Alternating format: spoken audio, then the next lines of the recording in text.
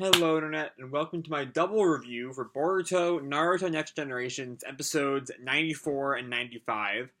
When we last left off, Naruto and Shikamaru created a new holiday to help parents spend more time with their children. We focused on Naruto and Himawari's quest to find a Kurama-shaped plush doll that ended with Kiba's first main role in the Boruto series, which is cool. A new dog. He has two dogs now, and I love them both. Okay, Akamaru and Akemaru. And anyway, they finally found one of the Kurama dolls, and they gave it to some other guy. You saw the episode, you know what I mean. Anyway, moving on to these two episodes, we're going to talk about 94 first, which is definitely the lesser of the two. And we start to see the issues from, like, the very beginning. As much as I love Chocho, and y'all know I adore Chocho, she's always hilarious. The Choji and Karui scene, and really the episode as a whole, just kind of a reminder that their pairing was far and away the most random of the Konoha 12. You know, it was the one that was like, Karui? Really?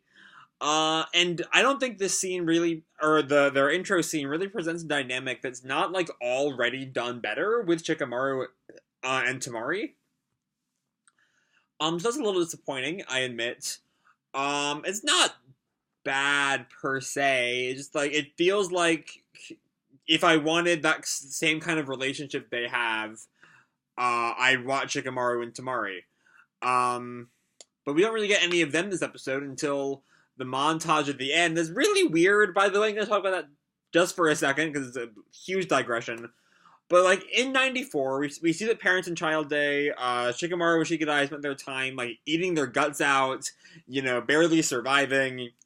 And then they go home, and Temari forces them to eat more food? What? Okay. That was kind of weird. Anyway, speaking of the eating contest, the Akimichis take part, of course, because Karui kicks Choji out of the house, for a little while, and they deduce that the only thing that the only, like, unique thing Choji has is his appetite, and so Karui must be attracted to him for that, and so by winning the eating contest, Karui will fall back in love with him, even though she never actually fell out of love with him. But the episode's just it's kind of a mess narratively, let's be honest. It doesn't really make a whole lot of sense. Anyway, while they're there, they meet, the aptly named Glutton family, who are about as basic of a villain pair as Choji could ask for. They just, like, eat a whole lot and they love food. But they're funny, at least at first. They do the whole, like, they try to have an intro but no one cares. It's very rough and tumble from the IDW Sonic the Hedgehog series. If any of y'all are reading that, highly recommend it. I have videos of the last 4 issues on my channel. But anyway, so we get to the second round, and only the top 5 out of 30 teams make it. And how did the Nara and Yamanaka pairs make it to the top 5? Like they're not eating. They don't eat a whole lot. Have they just been, like, living with Choji for so long they picked up his knack for speed eating? You know, it's just weird. They're not exactly, I mean, sure, maybe we just wanted, like, Team 10 to make it for a long time. Or not Team 10, yeah, Team 10. Wanted Team 10 to make it for a long time. I don't know. Their ever-growing discomfort with all the food they have to eat is still a good gag, though. You know, first, like, the barbecue, and, Inojin and Sai are, like, trying to pass the barbecue to each other. Just, like, Shikadai and Shikamaru's utter despair at the spicy burgers. The spicy burgers are the highlight of the episode, so I'll talk about that in a little bit. Before I talk about that, I need to talk about the plot twist. So I kind of forgot to mention this because it's kind of unimportant. The eating contest is made by a bunch of shopkeepers headed by some old lady who really wants Choji to lose for some reason, to the point that she has hired out these glutton guys, and she cheats throughout the episode to get the Akimichis to lose, because if the Akimichis win, it'll somehow destroy her business. maybe there's like an all-you-can-eat pass as the prize, but I don't think anyone ever says that. So that's never really explained, and it's kind of why this episode kind of blows up by the end of it. It's not a particularly good episode. Anyway, getting on to the good stuff. The spicy burgers are hilarious. Yeah, the Akimichis are like kind of concerned by it. The Naras just pass out, and Boruto's like, "I need to eat that spicy burger." They are all funny. It's definitely the best gag of '94. '95 blows it out of the way with every gag it's got. Anyway, also that gag leads to Boruto discovering that the old shop lady has been cheating to help the Gluttons win. So it advances the plot a little bit. But anyway, Boruto fixes the cheating, which causes the old shop lady to do some mochi jutsu, which is a thing, I guess. But she can't control it, and it just keeps expanding forever. And Choji stops it with a mix of expansion jutsu and eating in butterfly mode. Then the Akimichis win, and Karui reaffirms her love for Choji, and they all live happily ever after. If it sounds like I'm not giving a lot of commentary, it's because there's not a lot of commentary to give. It's just kind of an episode that happened. Until the end, because we never find out anything! You know, we don't know why the old shop lady hated Choji so much. I mean, seemingly, he was a good customer. He eats food a whole bunch. Why does the shop lady hate him? It's never explained at all. Also, given that the entire episode is about whatever Choji's redeeming quality is, Choji has plenty of redeeming qualities. I'm not a big fan of that plotline to begin with. We don't actually find out what Karui sees in him. She is reminded of it by the end. We don't know what it is. Like, a better version of this episode would have explored the Choji-Karui relationship. That was always the most random, out of nowhere in the anime. In the manga, too. Like, all the other ones, you know, Naruto and Hinata, Sasuke and Sakura were kind of obvious. Shikamaru and Tamari were obvious. Sai and Ino were alluded to a couple times, and then the anime, post-Shippuden arcs really drove that home with Shikamaru Hiden. But Choji and Karui just kind of happened, and it's never really explained. And this could have been an episode to get to really explore that relationship, but that just didn't happen. Yeah, I don't know. Anyway, I'm disappointed by 94. On to 95. 95 is a great episode. It's hilarious. It's probably my favorite of the arc, as much as I love 93. 95 is just so funny and sweet. I don't think it's quite as like sweet and wholesome as 93 is, but the humor and what sweetness there is bumps it above 93 in my opinion. We open with Sasuke being back in town as he like wanders around Parent and Child Day.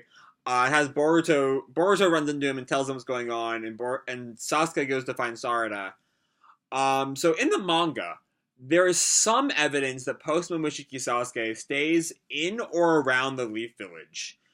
Because he's seen around every now and then. I'm not going to go into details at all. And no one ever talks about him leaving anymore. But it seems in anime canon, Sasuke still leaves all the time. My theory is it has to do with Urashiki, who is still out there somewhere. Urashiki is only in the anime, so he would not stop Sasuke from staying home in the manga. But anyway, throughout the episode, Sasuke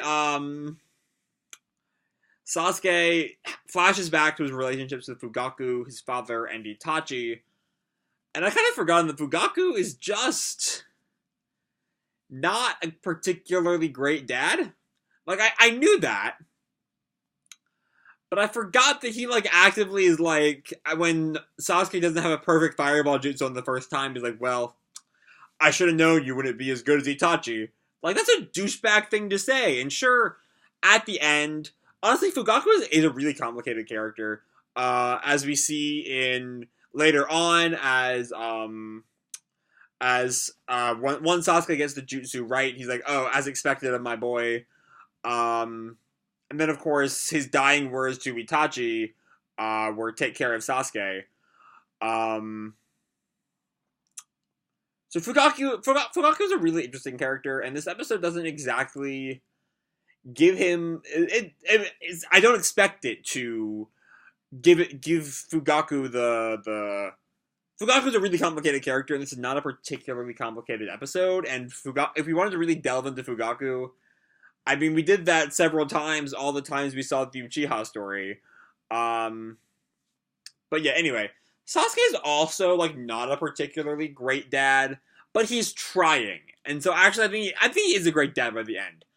Actually, let me clarify the difference between Fugaku and Sasuke. Sasuke fails repeatedly all throughout the episode at relating to Sarada, but he's clearly trying to do what he thinks she will like. Like the scene with the candy apple because, oh, it's red and you wear red. Clearly you like the candy apple. Sasuke, what is the matter with you? What is the matter with you? It's hilarious. And then he gets... Here's another thing. So Kakashi gives him daughter or relating to your child advice from Makeout Tactics. What was this book?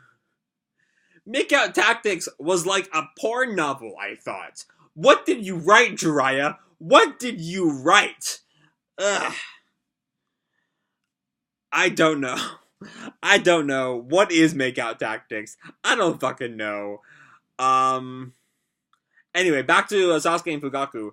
Fugaku just, like, is just not as interested in Sasuke as Sasuke is in Sarada. And so I think Sasuke is definitely the better dad. I will say that much. Anyway, back to the main plot. This is the funniest, by far, the funniest episode of the arc. You know, all of Sasuke's attempts to relate to Sarada are, like, totally off base, but, like, it's still one of the most laugh-out-loud funny episodes Boruto has given us. Maybe in its entire run? I'm not willing to go that far, but, like... I'm trying to think of an episode that's just this funny. They're, like, normally, like, one-off filler episodes that'll be this funny. Things like, Gotta See, Gotta Know is probably the funniest Naruto episode of all time. I don't know, this is just a really funny episode. But anyway, like, just actually, before I leave the funny bit, the bit where Sarada watches Naruto and Himawari, like, wistfully, and Sasuke flashes back to Itachi carrying Sasuke piggyback, and he sees Naruto carrying Himawari piggyback, and he's like, I've got it. My 12-year-old daughter wants me to carry her piggyback. That's what preteens like. It's so funny. Like, Sasuke, you're trying your best, Sasuke. You are trying your best. And I appreciate you, Sasuke. Even if Sarada doesn't. She does, but even if she didn't, I would appreciate him. Anyway, Sarada finally just has it with Sasuke's intense stupidity. And goes to train by the forest, which we eventually learns what she wanted to do with Sasuke the whole time. And Sasuke comes up to her after learning from Kakashi and Sakura that Sarada dreams of becoming Hokage now. And he goes and tells her all about his dream of being Hokage that you will recall he had for about half an hour in the Fourth War. It's probably longer than half an hour, but who knows? You know, it went by like that before Naruto beat it out of him the next day. And it's a good bonding time. This whole sequence is a really sweet bonding time between Sarada and Sasuke. I don't know, it's just good shit. It's just a standout episode. So Sarada's doing Shuriken training, and Sasuke's kind of like teasing her with that, and it's a cute little bit they have. And then the log, she's like training on a target on a log tied to a post in the river. And the rope tying it to the post breaks. The log like goes falling down the river. And Sarada uses her Sharingan to try to like hit the thingamabob, the target. And we see her Sharingan real fast, and it's only one Tomoe on each eye. And you will recall during the fight with Ku, one of her eyes had two Tomoe. So I don't know what that's about. I'm hoping they're not saying that she didn't actually level up to two Tomoe during the Ku fight, because I thought that was absolutely what should have happened right there. But I don't know. I'll pay attention to it as we go forward, I imagine.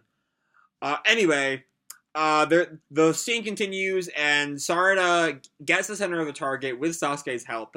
They do like the bouncing shuriken thing that Itachi did back when he was a kid. The whole scene very intentionally calls back to Sasuke and Itachi's relationship. Both with that and with the forehead poke, with perhaps the hope for a more open relationship than the brothers ever had. I think there's definitely, of course, Sasuke and Itachi's relationship ended in tragedy, and I think that scene is definitely laced with the hope that their relationship will be much happier than Itachi could have ever dreamed of having. That's definitely what I want for them, because after all these years, it's what Sasuke deserves. Let's be honest. And then Boruto goes home, asks for some advice from the advice that he gave Sarada to tell Sasuke what she wants. I skipped that part, but anyway. Sarada gives the same advice back to him, and then he goes home. Naruto gives him a new kunai knife that I think was from Tenten's shop in 93, as an apology for not being there for Parent and Child Day. But given that it's still Parent and Child Day, technically, Boruto asks him to train with him as the night ends. And then we get a cute montage of all the families as the day and the arc comes to a close. So the Uchiha episode stands head and shoulders above the Akimichi episode. It's a genuinely sweet episode about Sasuke taking what worked in his past familiar relationships, neither of which were particularly healthy. Even Itachi's relationship with him was so based on secrets and false hatred that it's as heartbreaking as it is, it's not exactly a healthy relationship. But he takes what works and trying to apply it to his relationships with Sarada, both with working and non-working results. The piggyback ride is the ultimate non-working results. It's sweet, it's funny, it's Sasuke trying to be a good dad, and by the end, succeeding. It's an all-around good time. And that's kind of my impression of the arc as a whole. Honestly, all of these episodes are kind of about fathers trying to relate to their daughters, especially the first and the last. The Choji and Chocho episode is a little bit too focused on Choji and Karui, if that's going to be the connecting theme of the entire arc, is fathers and daughters. But it's far from essential viewing, don't get me wrong. But you absolutely should see it.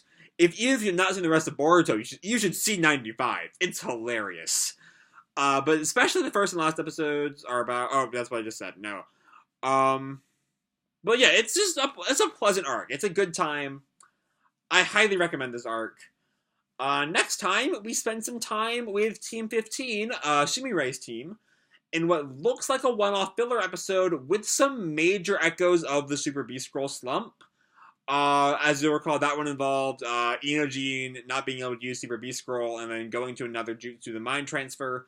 It looks like that's going to happen in Namida next week. Though maybe it will tie into what Sumirai's up to in the manga.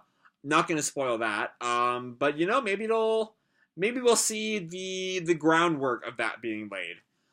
So yeah, I'm going to leave this video off here. Hope you all enjoyed the episode and the video. If you did, feel free to drop me a like or subscribe or do whatever the fuck you want. I don't really care. And as always, people, keep kicking ass and I'll see you in the future. Bye!